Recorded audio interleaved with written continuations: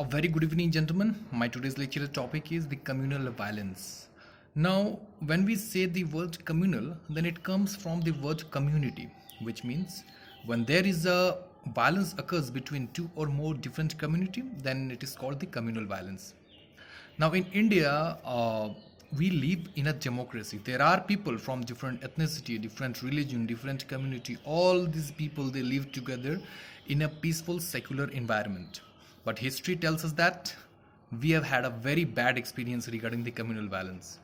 For example, we have seen what happened in Gujarat 2002, 1980, 1990s.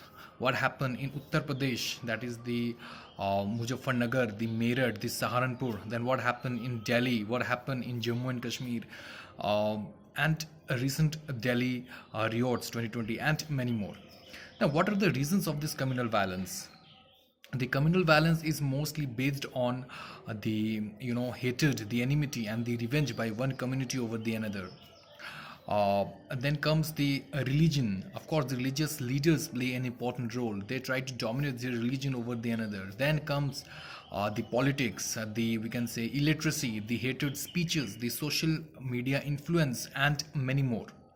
Now, there is one more reason what I personally feel is very much important. That is the uh, housing segregation.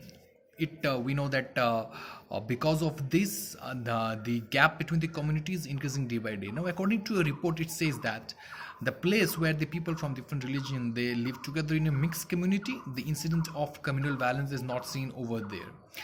The most sufferers of this communal violence are the common innocent people. They lost their life. The public and government property, the private property got damaged, and most importantly, it seriously put a national threat on India's internal security.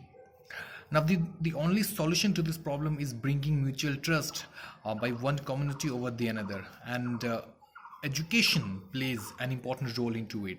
Then the government should make a strong law on the hated speeches by the religious leader, on the forceful conversions by one community on others. Then we can say uh, this